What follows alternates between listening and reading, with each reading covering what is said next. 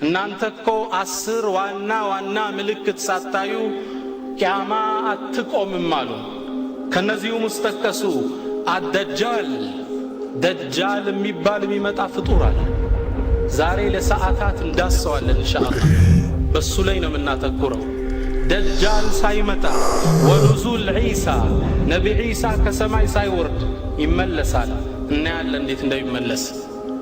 ወኑዙል ዒሳ ወያእጁጅ ወማእጁጅ ያእጁጅና ማእጁጅ የሚባሉ ፍጡር አሉ። አላህ የሆነ ቦታ ላይ የዘጋቸው የት አናቀው። የውመል ቂያማ ሲደርስ ይወጣሉ። እነሱ ሳይወጡ ቂያማ አትቆምም። ወዱኻን ጭስ ምትወጣለች፣ እሷ ሳትወጣ አይከሰትም።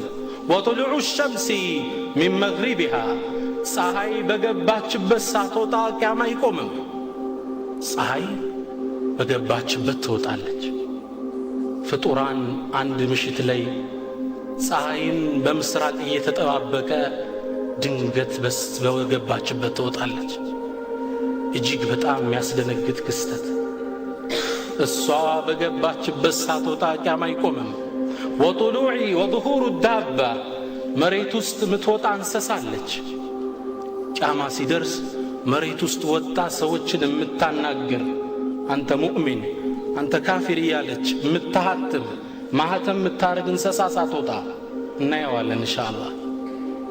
ወሰላሰቱ ኹሱፊን ሶስት መቅሰፍቶች ኸስፉን ቢልመሽሪቅ ወኸስፉን ቢልመግሪብ ወኸስፉን ቢጀዚረት ልዓረብ ሶስት መቅሰፍት ሳይከሰት በምዕራብ በምስራቅ በአረባዊ ዳርቻ ሶስት ነገር ሳታዩ ወአኺሩ ذلك نار تخرج من اليمن تطرد الناس إلى محشرهم መጨረሻም የወጣው ቂያማ ከመቆሙ በፊት ሳት ትወጣለች ከየመን ዓለም ላይ ያሉ ሰዎችን ወደ መሰብሰቢያው ቦታ ትሰበስባቸዋለች። ያኔ ቂያማ ትቆማለች።